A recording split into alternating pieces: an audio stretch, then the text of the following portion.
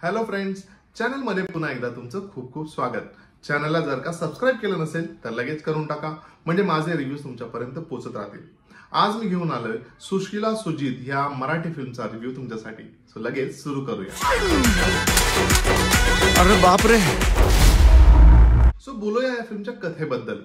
वेल, ह्या फिल्मची कथा काय आहे हे आपल्याला ट्रेलर मधून समजलंच होतं की एका अशा सिच्युएशन मध्ये दोन व्यक्ती अडकतात, ज्याच्यामध्ये एक असते सोनाली कुलकर्णी आणि दुसरा आहे स्वप्नील जोशी, जो एक प्लंबर म्हणून शॉवर रिपेअर करायला त्यांच्या घरात येतो आणि ते त्या बाथरूम मध्ये इन द सेन्स त्या रूम मध्ये एका अडकतात आणि ज्या रूमचा लॉकचा काही इश्यू आहे आणि मग ते एका सिच्युएशन मध्ये अडकल्यानंतर घरात कोणीच नसल्यामुळे तो लॉक कोणी उघडू शकत नाही. ते एका उंच बिल्डिंगच्या एका हाय फ्लोअरला राहत असल्यामुळे कोणाची मदत घ्यायची, काय करायचं आणि ह्या सिच्युएशन मध्ये काय काय घडतं, ऍक्च्युअली ही या फिल्मची स्टोरी आहे.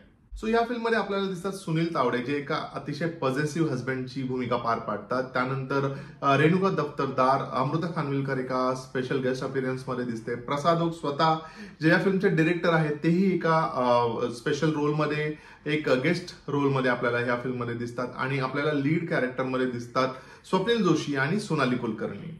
सो ह्या दोघांनी कसं काम केलंय, ऑनेस्टली सोनाली कुलकर्णीने एक अतिशय धांदरट किंवा वेंधळट अशी ज्या महिला असतात किंवा लेडी असतात तशी तिने भूमिका पार पाडली आहे. स्वप्नील जोशीचं फार असं डिफाईन कॅरेक्टर नाहीये. एक अतिशय आयुष्यामध्ये ज्याला प्रेम न मिळालेलं, एक सर्टन एज झालेलं पण त्याला त्याचं प्रेम न मिळालेलं, असं एक अतिशय नॉर्मल असं कॅरेक्टर स्वप्नील जोशीने प्ले केलंय. या फिल्मच्या सिनेमॅटोग्राफी बद्दल जर बोलायचं झालं ना, तर या फिल्मची सिनेमॅटोग्राफी केली आहे संजय मेमाने यांनी, आणि जे ऍक्च्युली व्हेरी नोन सिनेमॅटोग्राफर आहेत. पण ह्या फिल्ममध्ये तसा त्यांना स्कोप खूप कमी होता, बट तरीही काही सिक्वेन्सेस किंवा काही व्हिज्युअलायझेशन जे आहेत ना, मला ते खूप जास्त अपील झालेत, आवडलेत. कारण एवढं कन्स्टेंट असल्यानंतर किंवा एक अख्ख्या रूम मध्येच ही स्टोरी मेजर पार्ट जो आहे तो एका रूम मध्येच घडतो, पण तरीही त्यांनी त्यात खूप व्हेरिएशन दाखवायचा किंवा लाईटचा अतिशय चांगला यूज करून खूप चांगलं व्हिज्युअली चांगलं वाटेल असा आउटपुट काढायचा प्रयत्न केलाय. सो ह्या फिल्मच्या सिनेमॅटोग्राफी बद्दल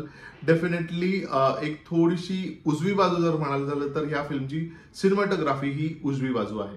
सो आता बोलूया या फिल्मच्या लेखन दिग्दर्शनाबद्दल.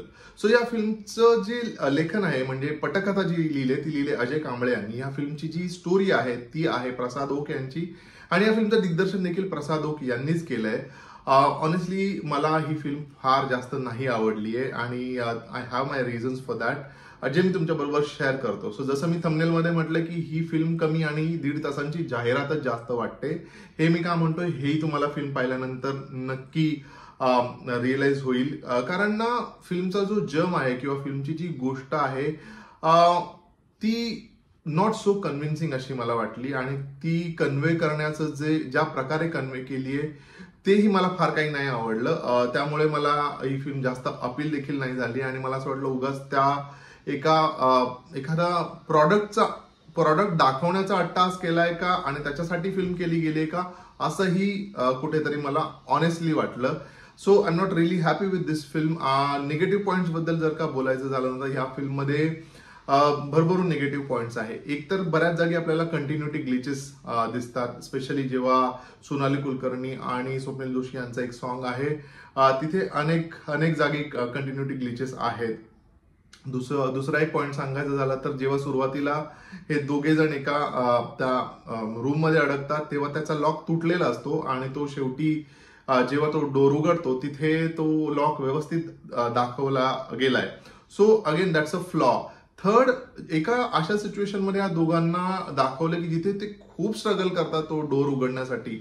अनेक काय म्हणतात ना, ट्रिक्स यूज करतात की तो डोर कसाही करून उघडावा, पण तो डोर ज्या प्रकारे उघडतो तर आपल्याला असं वाटतं की अरे मग एवढा यांना स्ट्रगल का करावं लागलं, जर का इतक्या सोप्या पद्धतीने हा डोर उघडतोय तर तिकडे त्या हवाफूस होते.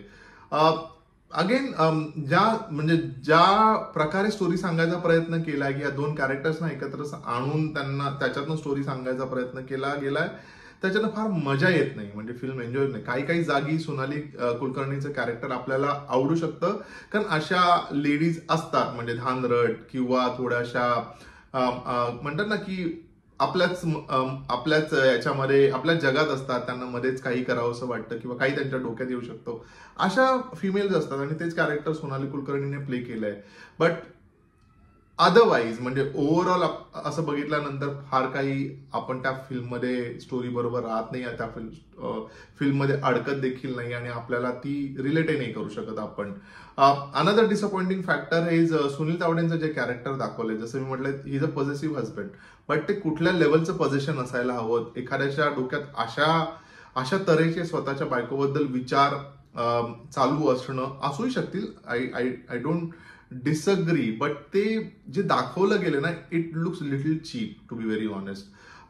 So that is not really appreciating. म्हणजे का त्यांच्या डोक्यात येतात आणि मध्येच त्यांना असे विचार यायला लागतात, त्यामुळे तेही थोडं डिसअपॉइंटिंग होऊन जातं. तर ओव्हरऑल ना फिल्मचा जो इम्पॅक्ट आहे ना, तो फिल्म ते म्हणजे बिल्डच नाही करू शकत. सुरुवात झाल्यापासूनच काही मोजक्या बोटावर मोजण्या इतक्या लाईट मोमेंट्स असतील, त्याच्या व्यतिरिक्त फिल्म आपल्याला कुठेही आपल्या बरोबर राहत नाही. You start losing the interest आणि मग आपण ऑब्व्हियसली एकदा डिव्हिएट झाल्यानंतर आपण त्या विषयामधला इंटरेस्टही आपला निघून जातो. सो ओव्हरऑल मला जर का सांगायचं झालं तर खूप जास्त फ्लॉज आहेत.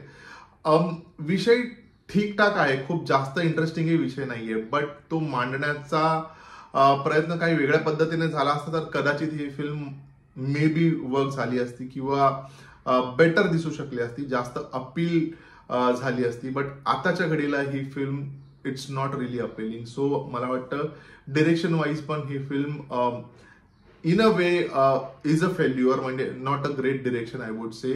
प्रसाद ओकांच्या आपण याच्या आधीच्याही फिल्म पाहिल्या जिथे त्यांनी खूप चांगल्या प्रकारे डिरेक्शन केले, but this is the film जिथे त्यांचं डिरेक्शन आहे का नाही असा प्रश्न देखील पडू शकतो.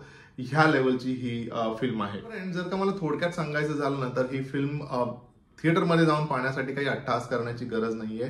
OTTवर जर रिलीज झाली आणि तुम्हाला वाटलं तर नक्की वन टाइम वॉच म्हणून तुम्ही ही फिल्म पाहू शकता. Otherwise there is nothing interesting in this film. मी या फिल्मला देतोय 2 स्टार्स.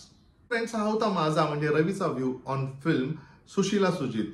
तुम्ही पाहिली आहे का ही फिल्म? आणि पाहिली असेल तर तुमच्या प्रतिक्रिया मला कॉमेंट करून सांगा. माझा रिव्ह्यू कसा वाटला हे देखील मला कॉमेंट करून सांगा. व्हिडिओला लाईक करा, चॅनलला सबस्क्राईब करा आणि हा व्हिडिओ अनेकांबरोबर शेअर करा. आपण भेटूया लवकरच. तोपर्यंत स्टे ट्यून्ड.